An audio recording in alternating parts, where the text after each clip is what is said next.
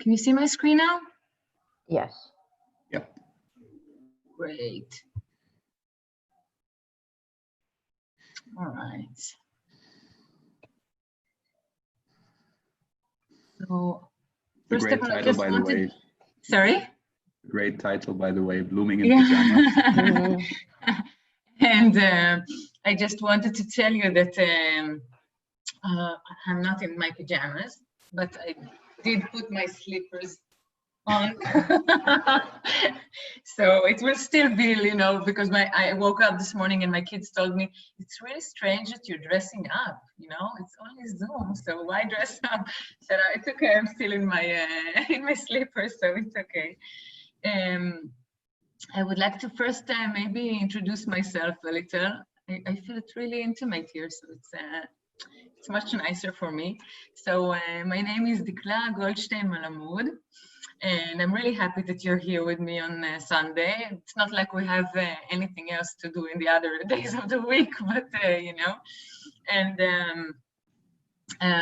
you're not muted right now, but because it's really intimate, you can just pop in, you know, whenever you wish. So we can just do a discussion, and I think maybe it will be even more, I don't know, interesting this way instead of me just talking the whole time.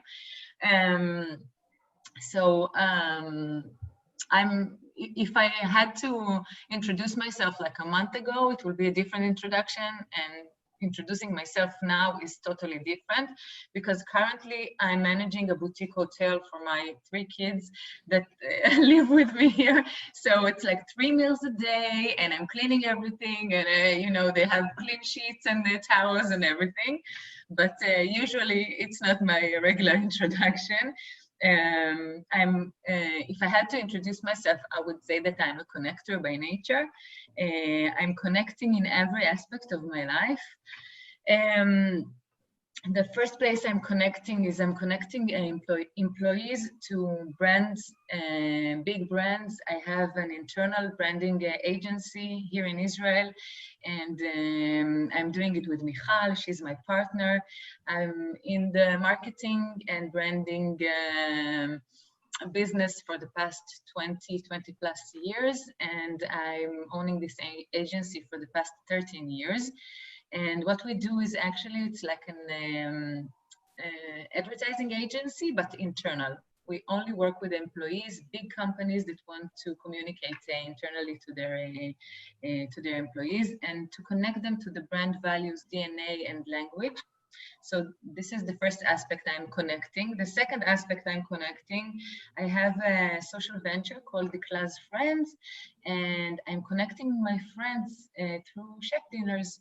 So it's friends that don't know each other.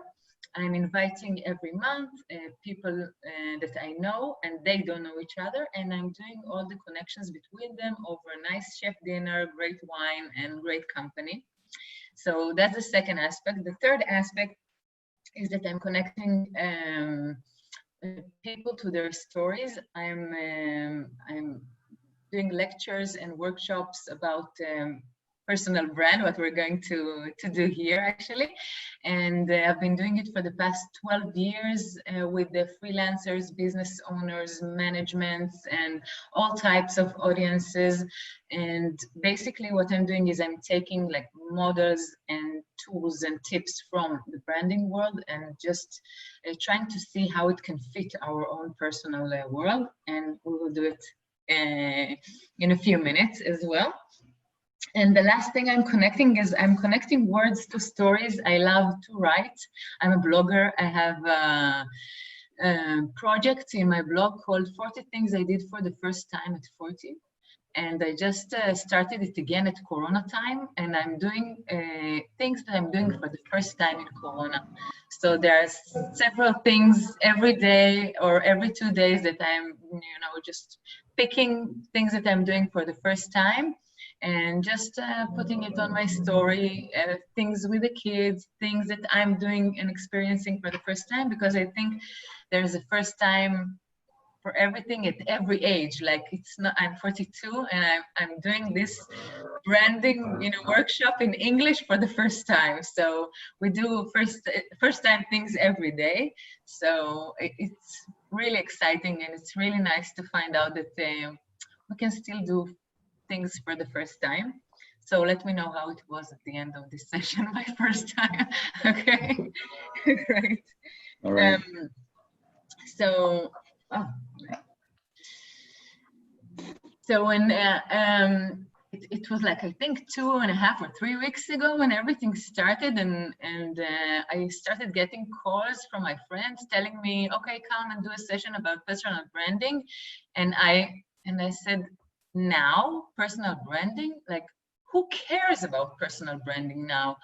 You know, people are in their homes, they don't have their jobs, they don't have any security, they fear, they don't know what to do, you know, with their families, with their kids. Everything is so messed up. Who gives up about personal branding? And as time passed by, I started, you know, feeling this change within me. It started from the fear aspect, and then it came into an observing mode, and then I started looking around, and then I realized that it's a really good time to continue working on your personal brand or to start creating. And I will just explain in a few minutes why I think it's a good time. But at first it really wasn't, I couldn't connect to it at this time. So if I'll ask you, and you can just unmute if you want, in one word, what is a brand for you? General brand, not a personal brand. For me, brand, it's a well-known company with a certain confirmed reputation. Mm-hmm. Yeah, I think it would be something recognizable, like to people in general, like that you would definitely connect to one person or one group of persons or whatsoever. Okay. Karin, are you with us? I'm not sure. I only see a picture. Okay, maybe she couldn't connect. So for me, when I try to explain in my workshops what is a brand, I show this example because it's really simple and easy to understand, because it's two like V shapes, white V shapes on black background. That's it. And that's exactly what you said, because we can recognize it, and we have like associations and thoughts and feelings towards the Nike sign that we don't have towards the regular V sign. And that's basically what brands do.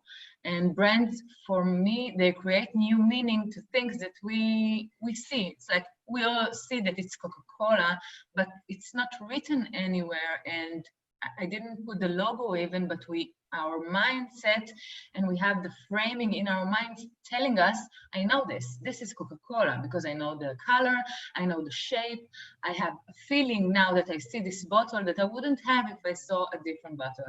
So the definition of a brand is right here. It's a name, term, design, symbol, or any other feature that identifies one seller's good or service as distinct from those of other sellers. And for me, I believe that a brand is a promise.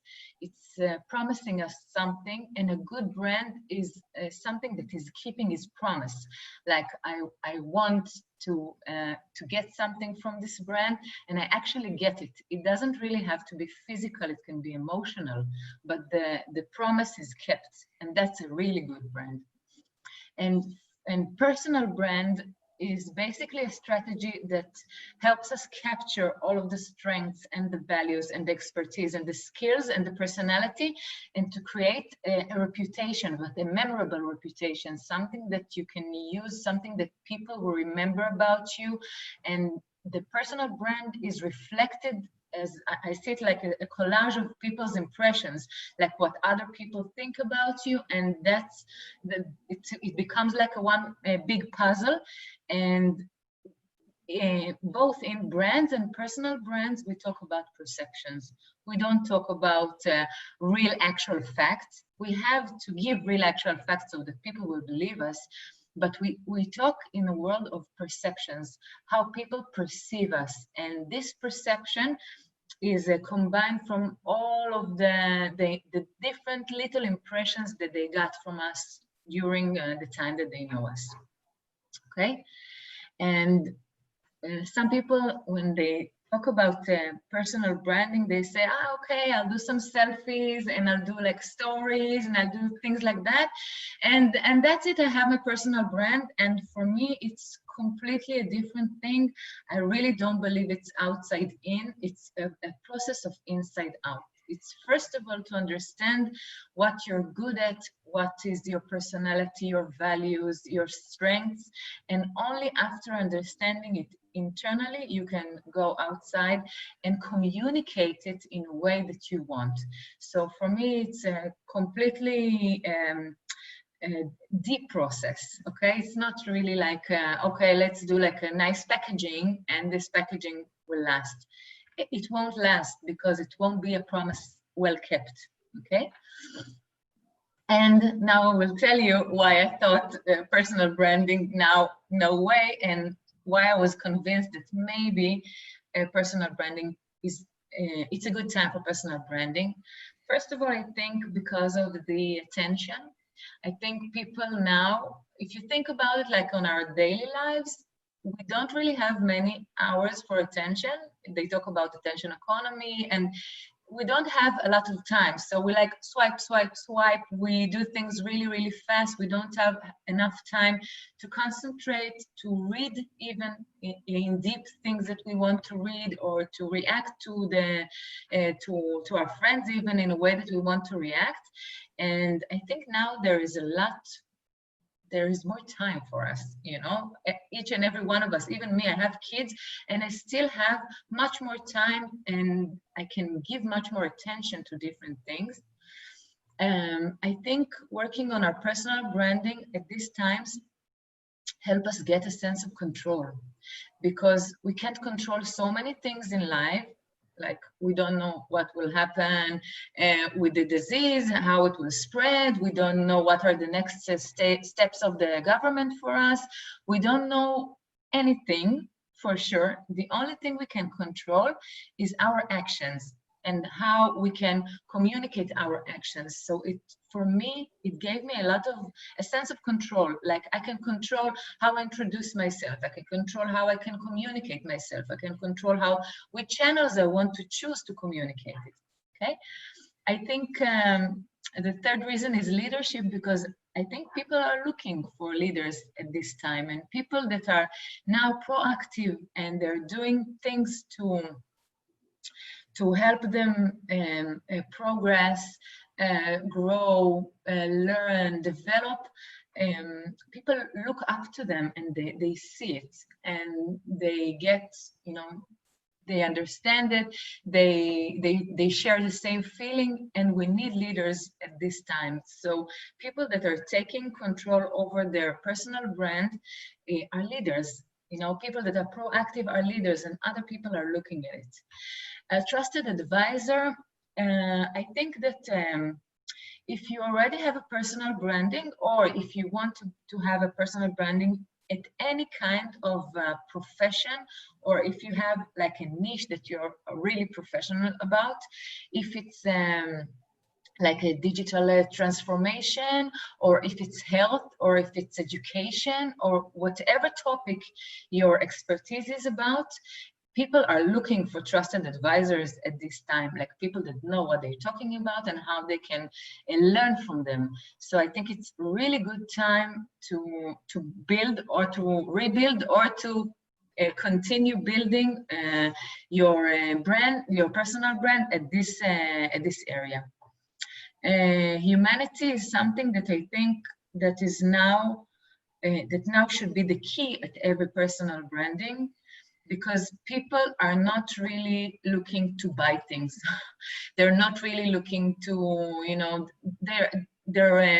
I think it's happening to me, and I already discussed it with a few friends, that you just take a step back when people are trying to sell you now something, because it's like, wait a second, I don't know what I want yet. I don't know how am I going to pay for it yet. Wait. And I think humanity is like sharing your feelings, sharing small stories from your life, taking out your personal character and not only your professional character, so that people can feel the same, and people really cherish these gestures, these human gestures. And the last thing is the loyalty. I think that if you have something to give to other people now, and if it's something that they value and they think it's important for them, good for them, educative for them, they will keep their loyalty over time. And even if we finish, or whenever we finish this Corona time, they will stay loyal to you. Same as you see with different brands. Like some brands are like, you know, they do horrible things. They don't interact nicely to their customers, to their employees, to their suppliers, and you say, oh, this is not the kind of company I want to buy with. It's the same with personal brands, like people that you enjoy reading, enjoy hearing their views, they entertain you, they educate you, they give you some content that you appreciate, you will stay loyal to, and you will keep on following even after everything is done. So I think this is a great opportunity to develop or to redevelop or to start a personal brand, and these are my reasons. And what we're about to do now, first of all, are there any questions or remarks? Because so far, just No. let me know. Because it's a conversation for me, you know, it's not like a okay, so I'm using this model, and it's a question shape right now, and I did like 5 questions that we need to answer that can help you build your personal brand, and this is something for people that never, you know, did a personal branding before. That it's nice for people that already have a personal brand or started working on it but need to fine-tune it. It's relevant for almost everyone. And I'm going to start, you know, one by one and just show you a little examples and some models that we can use at each and every one of the questions. So the first question is the same as I'm taking it from my, you know, marketing branding experience. First of all, it's the background. What is the starting point? Like when we start doing, when we start doing like a campaign for a brand, the first thing we do is like map the situation, understand the market, understand the competition, understand the product, and after we understand and map everything, we can just understand the environment that we're in and the situation, and it's easier to take actions after you understand the situation. So I don't know if you guys know this model, the SWOT model. No. Okay, the SWOT model is a very simple like pros and cons table, and it has like it's called SWOT because of the strengths, weaknesses, opportunities, threats. Okay, and it has like 2 layers, 2 levels. The first level, the top one, strengths and weaknesses, are things that we actually can control. Okay, it's internal things that I can control. Like if I take it from, for example, from brands perspective, not personal brand, but brand's perspective. If a strength can be like a very good service, or a weakness can be if I don't have a feature that someone is now looking, or I don't have a digital appearance. But both are things that I can control as a company. I can, you know, do things that can change it, strengthen it, or help me to develop it. But these are things I can control. The second level are things that affecting the whole market. Okay, these are things that I can't control. It can be a new law, it can be a trend, it can be something that is relevant for all my competition and everyone is now dealing with. So basically this is these are the 2 levels, and then we have like if it's pros or cons, if it's positive or negative. And what I do usually we use it for, you know, like if I want to do a marketing campaign, or if I want to do some kind of a branding move. But I'm using this model to do some analysis for ourselves. okay? And I try to look for things in my personality that are strengths, and I'm trying to look for things that are weaknesses, and it can be whatever you decide, and I will say something about it in a minute. And I'm trying to understand the situation and the environment I'm in, so I can understand my opportunities and my threats, okay? And I want to say something about strengths and weaknesses. First of all, we're going to do like a small exercise in a minute about strengths and weaknesses, if you wish, because it's not a must, only if you wish. When we do the strengths and weaknesses, we need to make sure that we have a balanced sheet, okay? Every time we put something that is very positive about us, about our personality, about our abilities, about our, I don't know, background, experience, okay? Every time we put something positive, we have to put something that we consider a weakness, okay? And same vice versa, because sometimes it's easier to put all our weaknesses and forget our strengths, or the other way around. So try to keep it balanced. The second thing is that we can give this little exercise to people that we trust, okay? Like a partner, a friend, a colleague, or someone that you work with, and try to get them to reflect to you what are your strengths and weaknesses. And this is a really nice exercise because, first of all, sometimes we do things that are really natural for us, and we don't perceive them as strengths because we say, oh, doesn't everyone like that? Everyone are not connectors? No, not everyone's connector. Not everyone is great, has a great sense of humor. Not everyone has things that we think it's really natural for us, okay? So this is a nice exercise to check, like check with someone that you trust, what are your strengths and weaknesses, and you want to give it a shot and to try to do it right now? Yeah. Yeah, okay, great. I will say only one, okay, actually do it, and then I will say my last thing about it. So we're not going to look at opportunities and threats, because opportunities and threats are basically, we need to understand what is the target or the goal, okay? To be able to analyze opportunities and threats. If we want to do like a personal branding, and then this is a target, and then we can say, okay, what are the opportunities and threats in doing personal branding now in Corona time? Okay, so we're not going to get into it now. We're just going to write really fast and, you know, really intuitively the strengths and weaknesses of ourselves, like 3 and 3. That's it. Mm-hmm. And let's start with it.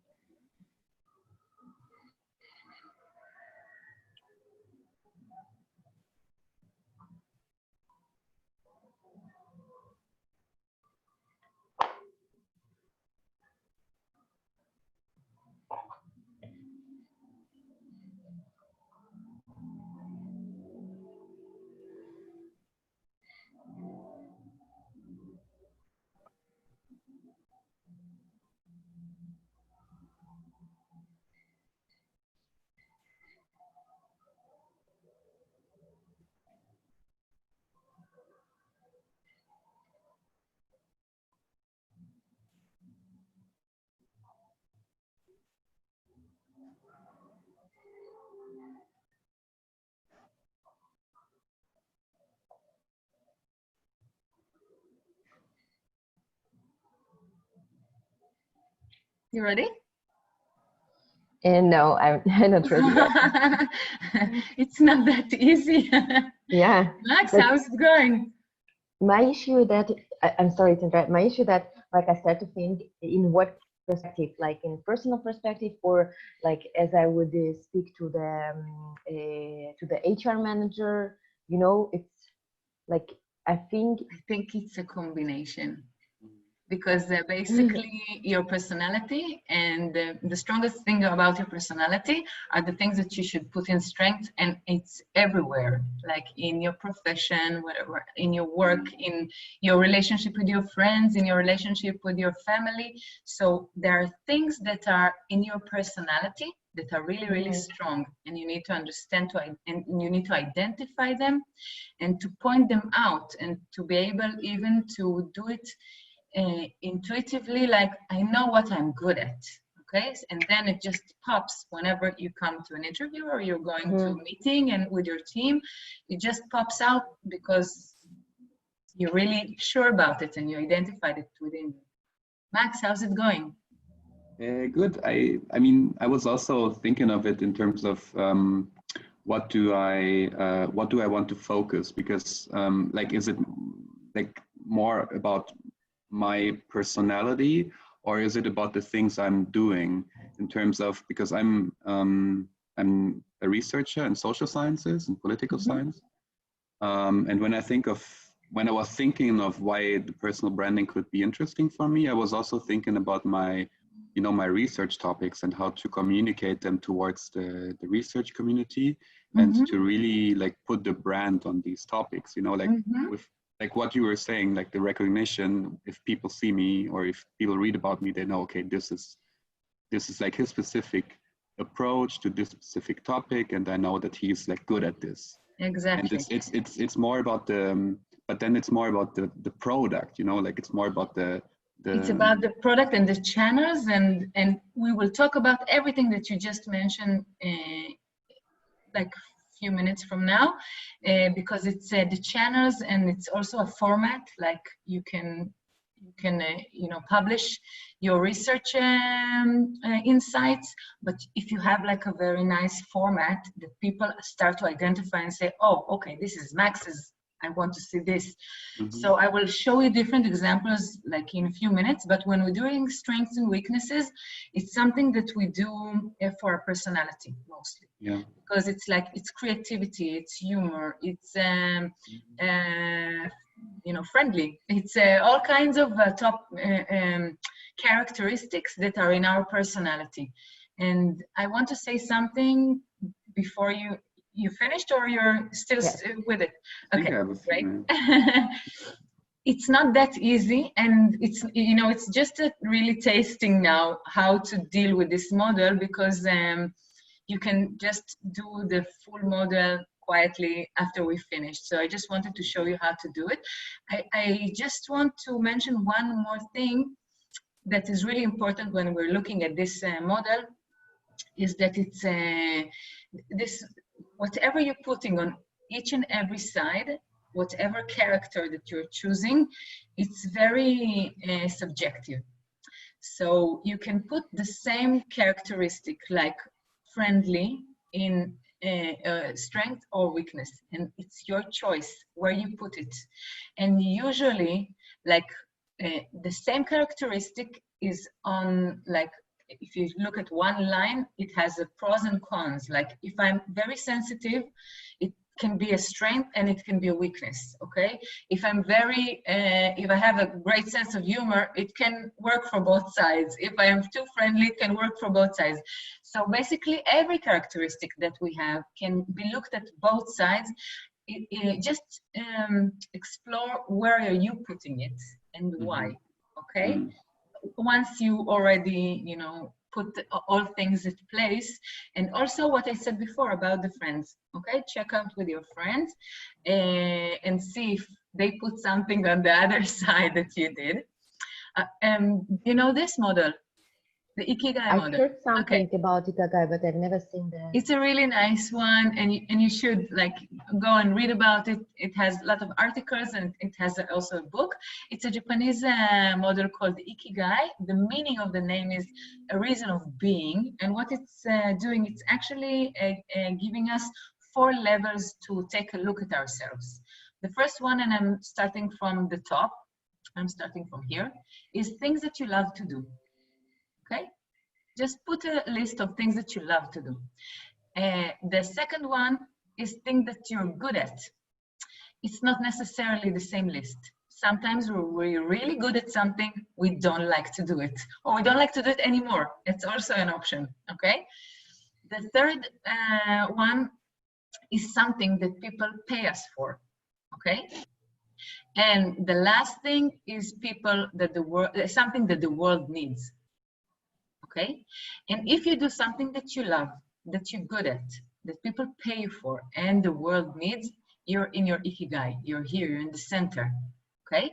If you have only 3, then it depends, and you can see here how it's, what is the result. I will give you an example where we're not in our ikigai, and actually it's quite fine. I do a lot of volunteering, and I don't know if you guys also volunteer somewhere. And when you volunteer, you do something that you love.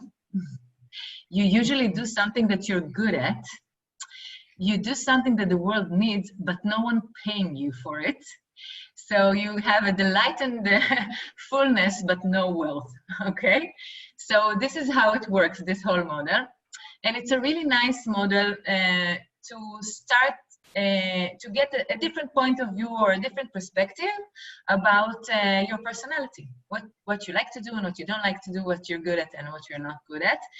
So we're still at the first question, asking about our starting point, and I just show you the SWOT model and the Ikigai model, so that can help you with this first question. I just need to double check with you. Do you still hear me well? Because there was like a light. I also wanted There's to no ask disconnection or anything in the. Okay, cool. we have some background noise here from some construction site. Like if it's bothering, okay. I can also mute the Probably it's mine. No, I didn't hear that. I just saw the electricity go down and up, and I said, okay, maybe the connection to the Wi-Fi is also down. Okay, so I'm going to ask you. We're going to go to the next. The next question is, and it's targets. What do we want to achieve? Okay, and targets can be shown in different ways, and we need to actually write down what we want to achieve once we're doing work on our personal brand. So it can be something like if we work in a place right now and we want to get a promotion, or we want to get a different position at the same place, or we want to find a new job, or to open a new business, or get a new positioning, and I will talk about it in a minute. If we want to expand the business, enter new markets, like I'm doing now workshops in Hebrew, and now I'm doing a workshop in English, so, and also be perceived as professional in my niche, which is something like new positioning, and I want to talk about it a little. Because I think one of the targets for us is in this personal branding, when we talk about this, is to be able to be perceived as a professional or as someone that people go to when they want to discuss a specific topic. So we want to be the best at our niche, or maybe a part of a group that is really good and leading at our niche. And this is one of the targets that we can put, but I think these are not the only targets, because these are more professional targets, and personal branding combines our professional and our personal life. So I want to tell you a little story about targets, and I want to tell you my story about the goals envelope. And I will tell you that I finished my BA at communication when I was 25. And I finished it with, I graduated with 2 other friends, and the 3 of us were 25, really young, really happy, and wanted to celebrate our graduation. And we went to a pub and we drank a lot. And then we started asking questions and laughing and saying, we wonder what will happen when we're 30. And it was like 5 years from now, it's a long time, let's see what will happen. And then we asked the waiter to bring us a paper and a pen, and we just wrote down in a table where we're going to be at our 30s, like on a professional level, on a family level, on a personal life level, like what we want to develop in, what our wishes are.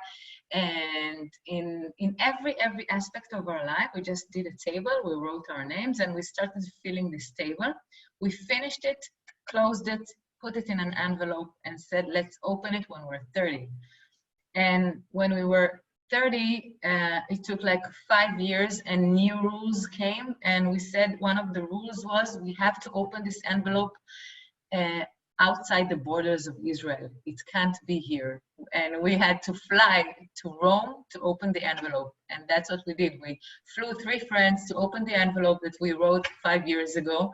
And actually, 85% of everything that we wrote there was accomplished. And I think it was accomplished for several reasons. The first reason is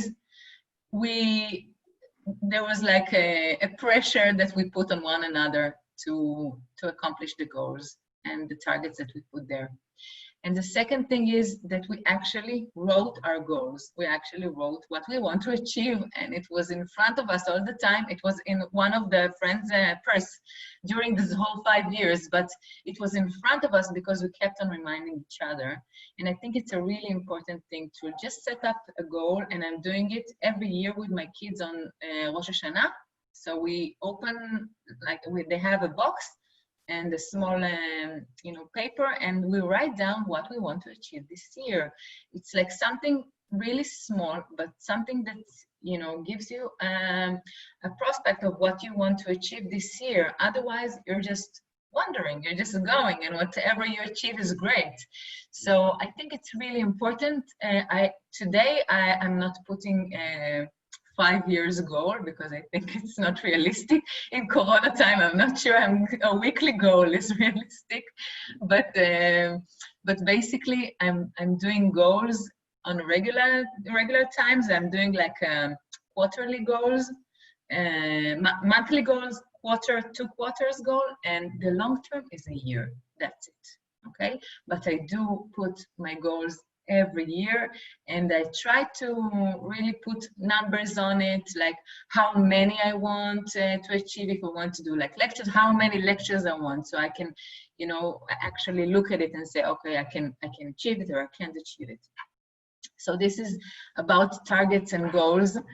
And the third thing we need to ask is, who is our audience? Who is our target audience, and who am I addressing? And there are several audiences, and there can be different target markets or different target audiences, but we do need to identify all of them and to understand who are we talking to. This will also help us understand the level of conversation, the tone, the style, the need that they have, and I can help them achieve, and what is the benefit that I can bring this specific audience. Because if I identify different audiences, they may have different needs. Okay, and I want to tell you, but I'm going to do it really briefly, about the Class Friends venture, because I think this is one of the things that for me as a connector, I really believe that creating all those connections around you and all of the social circles around you is one of the biggest assets you can ever do for yourself. And it's an integral part of the branding, of personal branding. So I will tell you a little bit about it, and really shortly, unless you have questions, and I will be happy to answer. But I will tell you about it, and I will show you some principles and tips, that I learned from this whole experience. So for the past 3 years, I'm inviting every month 25 people that don't know each other and don't know who else is invited for the dinner. I know all of them, and I invite them one by one, and I know exactly what is the mix I want, but they don't know each other, and I invite them into a chef dinner. And what I'm doing is basically taking people from different circles in my life. I know them, I drink coffee with them before, I understand and I know the personality behind them. Most of them are business owners, freelancers, entrepreneurs, people that need to widen their social circles and really enjoy it, actually. And I invite them, to a chef dinner. I'm not cooking, I'm only connecting. And what I'm doing is basically, at the beginning, I'm introducing all the people, okay? this is me and one of the circles, I'm introducing all the people. So I'm actually writing down their brand stories. So they can, all the other people can hear and understand who's in the room. And then I take them to the table, and if you can see, I tell them exactly where they're seated. I tell them in this small envelope here, they can see who's on the right, who's on their left, and who's in front of them, so they can start speaking. And here you can see all the people that are seated in the dinner table. And also, I don't know if you see, but there is a small heart here, and there are 3 little hearts around for each and every one that are recommendations who you should talk to that you don't sit next to, and you can actually talk to after dinner, during dinner, and things like that.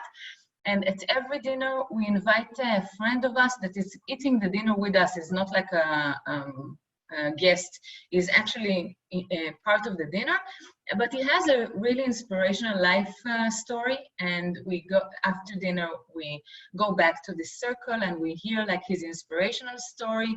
So there were many famous people and non-famous people in these dinners.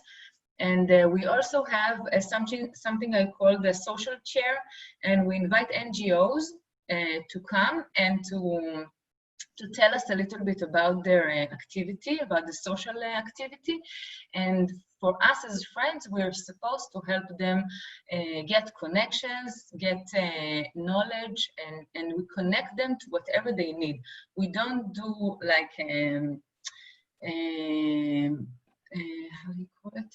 We don't give them money. We don't give them money. We just give them our expertise, our knowledge, and our connections, basically.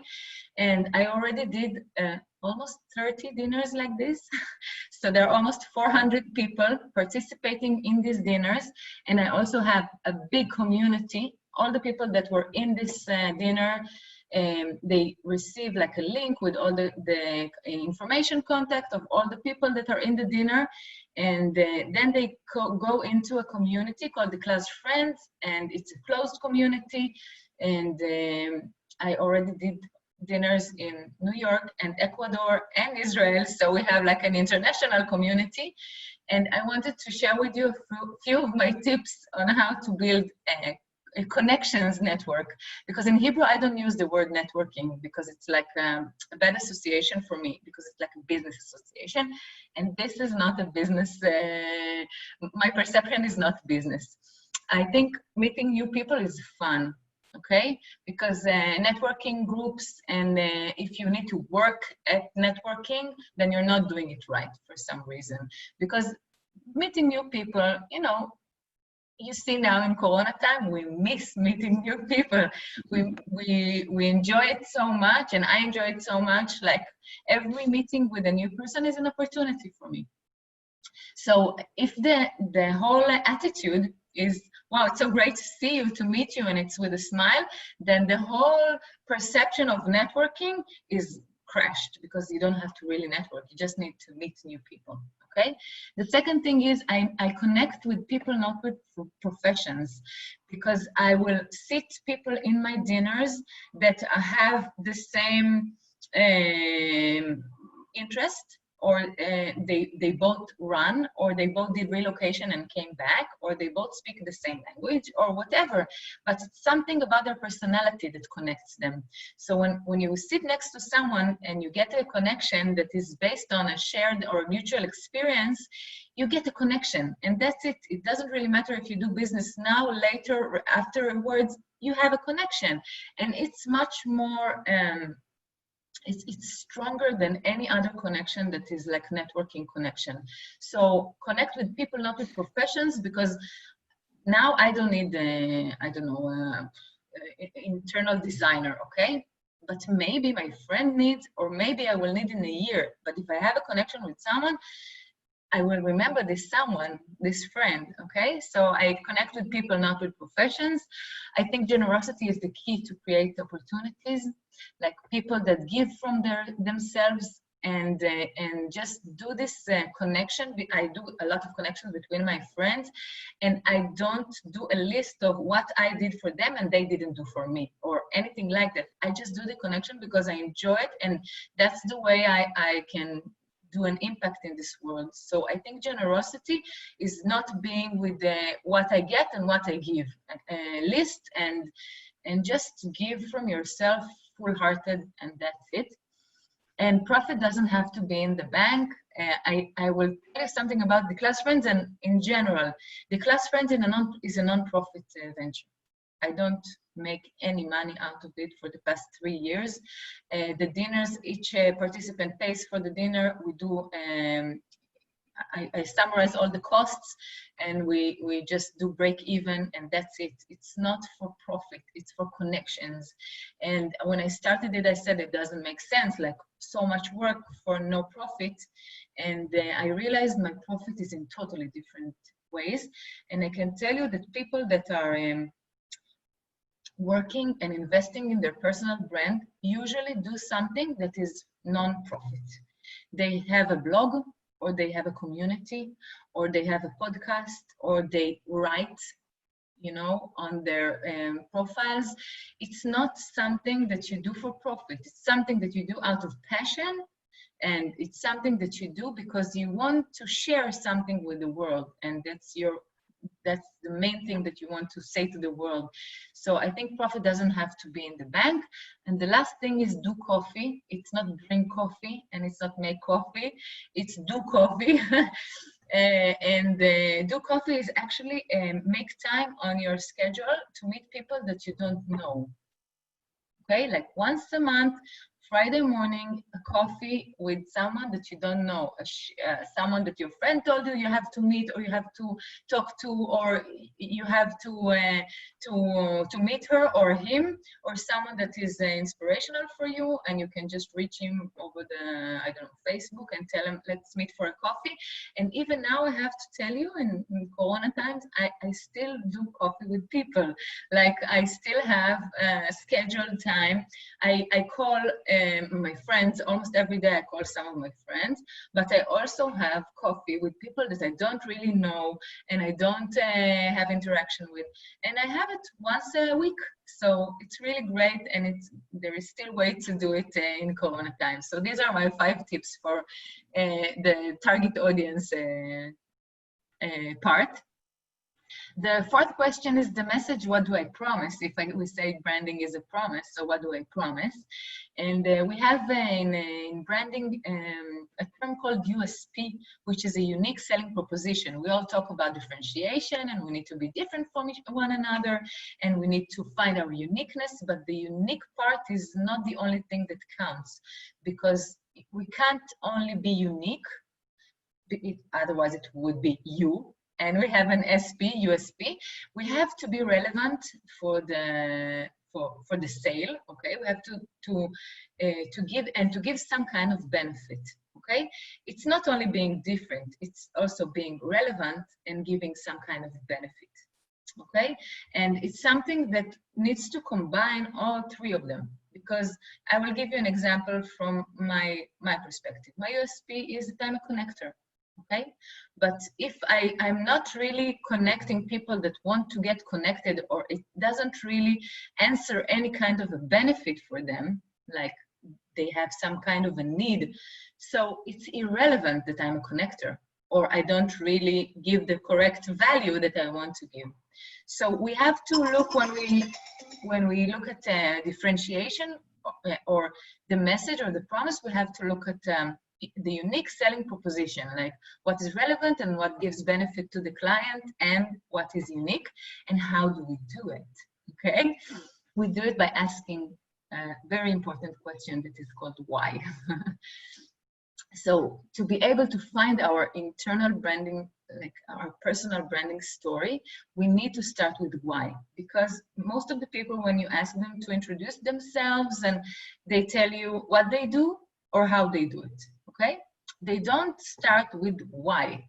Why is I want people to meet people and not social media profiles. That's why I'm doing the Class Friends, and that's why I'm a connector, and that's my effect I want on people. Okay, so we have to start with why, and there is another reason why we have to start with why, which is there are many professionals at every aspect that you look at. Like many lawyers, many graphic designers, many HR managers. So we have a lot of people that are really professional at what they do. But, and if you look at them, they're all lawyers or graphic designers or HR managers. But if you ask them why you're doing what you're doing, each and every one of them has a different story, totally different story. And that's the generator to be able to understand why are you unique. Why are you doing what you're doing is a totally different story for me, and a totally different story to another friend of mine that is doing secret dinners. Same thing, but totally different, okay? And start with why is really important. And I would ask you to imagine that our mind is like a desktop, like you have so many folders, and each folder is a person that you know, okay? And when I ask you, do you know a great photographer? Then the correct folder needs to open. Or do you know a real good researcher? That it needs to open, okay? So to be able to be in this folder, you need to understand what other people perceive about you, okay? What is the perception about you? Do they put you in the right folder? And what do you want people to remember about you, okay?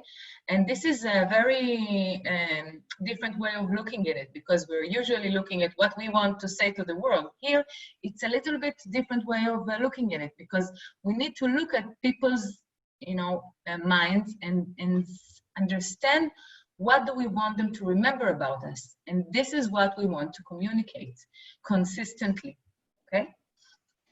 And the last thing is, the last question is channels, like what is my personal tone and style? And tone and style is actually two different things, two things that combine this tone and style thing. First of all, bring out your personality and simply be you. Meaning, if I'm good at talking to people and standing on stages, I will surely do that. If I'm a shy person and I prefer to write, then I will do that.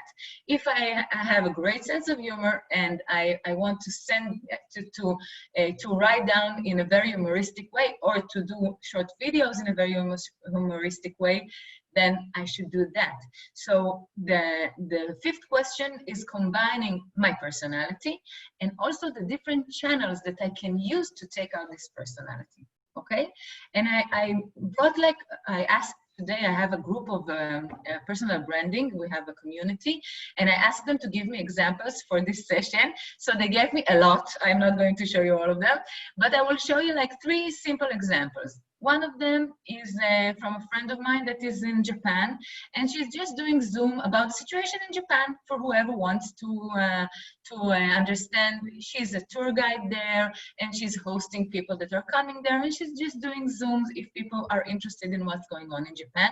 And the bottom picture that I asked her to send me, and she said, listen, they started interviewing me because I'm their, you know, anchor in Japan now.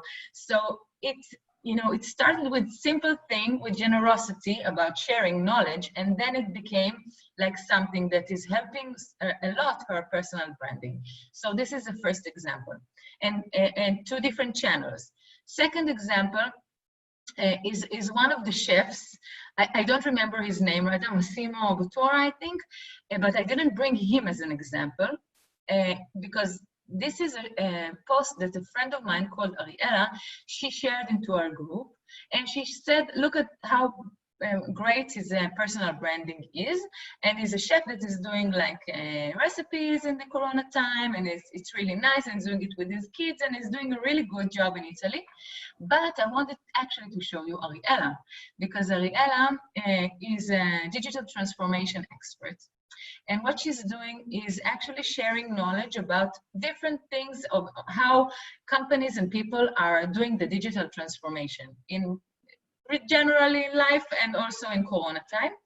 And she has, if we talked Max before about the format, she has a very nice format.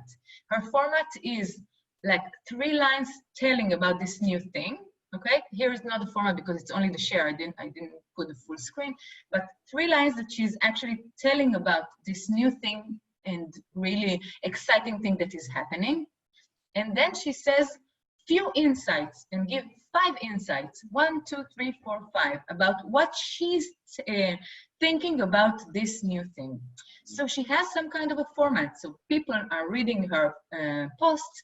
They understand it's her even before, even if you don't see the picture, you understand this is her format. And of course, I brought this wonderful Richard Branson. I asked for examples for good personal branding. So this is a really great contribution that he did, and donated $250 million to help. And I think it's good for Virgin and for his personal branding. So this is what we did. Like, we reviewed these 5 questions. We don't really have a lot of time. I just want to summarize what we just did here today, and just to give you like a timeline of how to do things in Corona time. So the first thing I say, do nothing. I think we should absorb, and we should understand the situation, and we should feel what is right for us. We all have a different tempo, we have a different pace of doing things. Some of us are fast, some of us are slow. Some of us, it takes some more time to understand what we're doing. So do nothing is the first thing we need to do. The second thing is go inside. So dig deep to find the unique and values and what value you bring to the target audience, and how you want people to remember you, and how you want to affect people.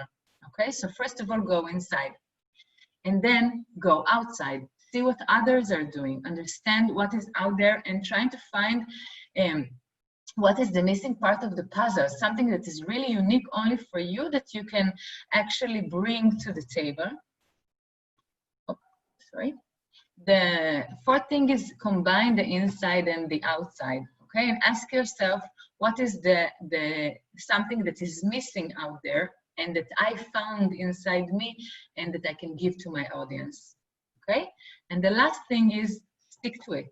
Like, pick your favorite or something that you feel really natural and comfortable with, your channels, and just stick to them. For me, my channels are mostly Facebook. I love writing. I write posts a few times a week.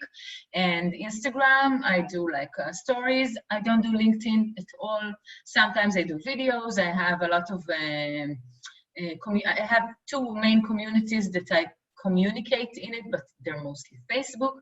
And these are my channels. And every time someone says, why are you not in LinkedIn? I say, I don't have time to invest in another channel. So I picked my channels, and that's it, that I stick to them, and people are following me on those channels. And that's the way to get loyalty. Like, people really wait for something that you have to say, hopefully. And I think that's it, and we also finished on time. So it's a great time for questions and answers. Just let me know. That was super helpful. Thank you, Dikla. Yeah, thank you so much. It was really, really nice. Is there some specific resources, like books, that you would particularly recommend, like something that just comes up first, like on this whole topic of personal branding? Not really a book, but a very warm recommendation on Brené Brown. I don't know if you know her. Say it again. Brené Brown. Mm-hmm. Brené Brown is, she's a researcher, and she's a great storyteller. Like, she's funny, she's really good. Mm-hmm. And what she's doing is researching vulnerability and courage.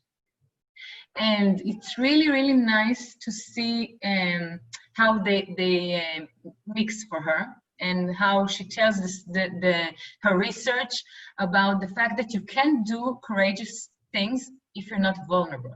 So you have to be, you know, really to share from your real feelings to be able to build a good personal brand. That's my you know, my insight about what she's saying in regards to personal branding.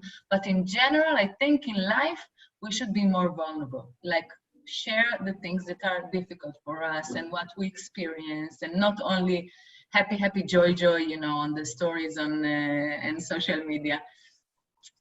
I think I've seen her TED Talks. So she has a TED Talk, and if you go to Netflix, she Yes, has like a longer talk, like an hour and a half, I think.